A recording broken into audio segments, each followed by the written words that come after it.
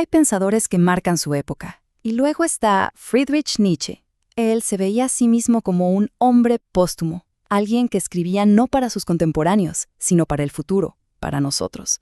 Pero, ¿cómo es posible que un filósofo del siglo XIX haya podido ver con tanta claridad las crisis del mundo actual? Bueno, en este análisis vamos a meternos de lleno en sus ideas, que en su momento fueron una bomba y que hoy, tal vez, resuenan más fuerte que nunca. A ver, escuchemos bien esto. No es la frase de un filósofo cualquiera, es casi la de un profeta. Nietzsche estaba convencido de que no le escribía a la gente de su tiempo. Él estaba, de alguna manera, dibujando un mapa de nuestro mundo 200 años antes de que existiera. Y esta audacia, esta profecía, es la llave para poder entender todo lo que viene después. Pero claro, para llegar a hacer afirmaciones de ese calibre, primero hay que entender a la persona. ¿Quién era este hombre? La vida de Nietzsche no fue para nada la de un académico tranquilo en su biblioteca. No, para nada. Fue una tormenta constante, una vida tan dramática y conflictiva como la filosofía que estaba creando. Su vida fue, en una palabra, una paradoja. Si miramos esta línea de tiempo, vemos que pasa de ser un prodigio absoluto, el profesor más joven de su universidad, a convertirse en un paria, un filósofo errante y solitario. Y fue precisamente ahí, en ese aislamiento, luchando contra la enfermedad, donde nacieron sus ideas más potentes, más incendiarias. Todo esto mientras Europa se lanzaba de cabeza a la modernidad. Y su primer gran chispazo de genialidad vino del lugar menos esperado, la antigua Grecia. Nietzsche mira hacia la cuna de la civilización y, donde todo el mundo veía orden y armonía, él ve una batalla. Una lucha épica y fundamental que, para él, no solo define el arte, sino la vida misma. Él lo plantea de una forma muy visual. Dice que en todo existen dos fuerzas en tensión. Por un lado está lo apolíneo, que es el orden, la razón, la belleza controlada. Pensemos en una estatua griega perfecta. Y por el otro, lo dionisiaco, el caos, el instinto puro, la energía salvaje, la fiesta.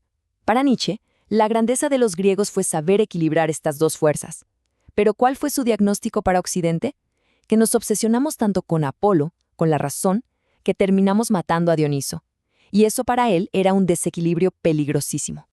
Y con esta frase, él deja muy clara su postura. No elige al santo, que es el ideal de la moral tradicional. No, elige al sátiro, esa criatura mitad hombre, mitad cabra, que es puro instinto y exceso. Al decir que es un discípulo de Dioniso, básicamente le está dando la espalda a 2000 años de moralidad occidental. Está eligiendo la vida en su totalidad por sobre la represión. A partir de aquí, Nietzsche deja de ser un académico para convertirse, como él mismo decía, en un filósofo con un martillo. Y con ese martillo se fue directo a golpear el pilar que sostenía a toda la civilización occidental. Ojo, esta pregunta no es teológica, no es sobre el cielo, es sobre nosotros. En plena era de la ciencia, Nietzsche se da cuenta de algo. La gente seguía yendo a la iglesia, sí, pero en el fondo ya no creían igual. El centro del universo se había movido, y él fue el primero que se atrevió a preguntar en voz alta, si ya no está en el centro de todo, entonces, ¿dónde está Dios? Y la respuesta es, francamente, aterradora. Esto no es un grito de victoria, es una sirena de alarma. Para Nietzsche, la muerte de Dios no es algo que pasó en el cielo, pasó en la mente humana. Fuimos nosotros, con nuestra ciencia y nuestra razón, quienes lo matamos. Y al hacerlo, sin darnos cuenta, dinamitamos los cimientos de nuestra moral, de nuestro propósito, de todo lo que le daba sentido al mundo. Y claro, la consecuencia es lógica. Si el que ponía las reglas ya no está, ¿qué pasa con sus leyes? Para Nietzsche era inevitable. Los conceptos de bien y mal, tal como los conocíamos, se habían quedado sin fundamento. Había que investigarlos, ver de dónde habían salido realmente. Entonces, Nietzsche se pregunta, ¿de dónde vienen nuestros valores? Y su respuesta es muy provocadora. Dice que hay básicamente dos fuentes. Por un lado, la moral de señores, que nace de los fuertes, de los que dicen sí a la vida y valoran el poder y el orgullo.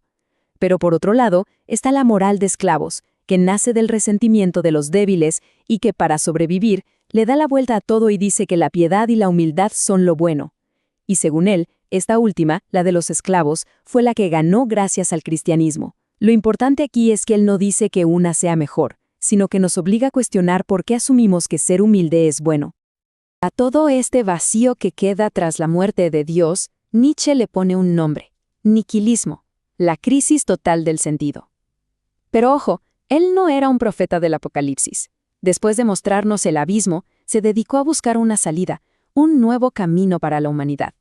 El nihilismo es ese ¿para qué?, que de repente ya no tiene respuesta. Es llegar a la conclusión de que la vida no tiene valor y que, al final, todo da lo mismo. Para Nietzsche, este era el verdadero peligro que enfrentaba el mundo moderno. Este era el abismo que se abría a nuestros pies. ¿Y cuál es su respuesta a este abismo? El Übermensch, o superhombre. Y aquí hay que ser súper claros porque es su idea más famosa y también la más mal interpretada. No es una raza superior, no es un tirano, es un ideal ético. Es la persona que se para frente al vacío, frente al sinsentido, y tiene el coraje de decir: bueno, si no hay valores, yo los voy a crear. Si no hay un propósito, yo le voy a dar uno a mi vida.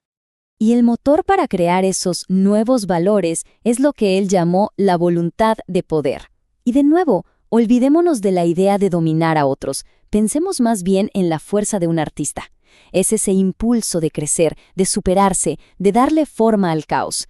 Es la energía creativa que usa el superhombre para esculpir su propia existencia y darle un sentido. Pero aquí la historia se pone muy oscura. El final de Nietzsche es trágico, no solo para él, sino también para sus ideas, que después de su colapso mental fueron manipuladas de forma deliberada. Vamos a ver cómo ocurrió esta traición a su pensamiento. La famosa asociación de Nietzsche con el nazismo no es casualidad. Es el resultado de una traición familiar. Cuando él colapsa, su hermana Elizabeth, que era una antisemita convencida, algo que Nietzsche detestaba, se apropia de todos sus escritos inéditos y, literalmente, corta y pega fragmentos para armar un libro a su gusto, un monstruo ideológico que sirviera para justificar las ideas fascistas que ella admiraba. Entonces, que quede clarísimo, Nietzsche hablaba de la transformación personal, del individuo creando su propio camino. Su hermana retorció todo eso para justificar la tiranía política, los ejércitos marchando todos iguales.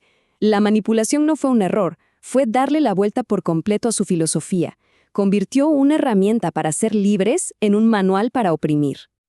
Al final del día, Nietzsche no nos deja respuestas fáciles. Nos deja una pregunta, una que hoy resuena con una fuerza increíble. Si los viejos dioses han muerto, si los valores de siempre ya no se sostienen, ¿sobre qué estamos construyendo nuestras vidas? El verdadero desafío de Nietzsche no es entenderlo, es atreverse a responder esa pregunta.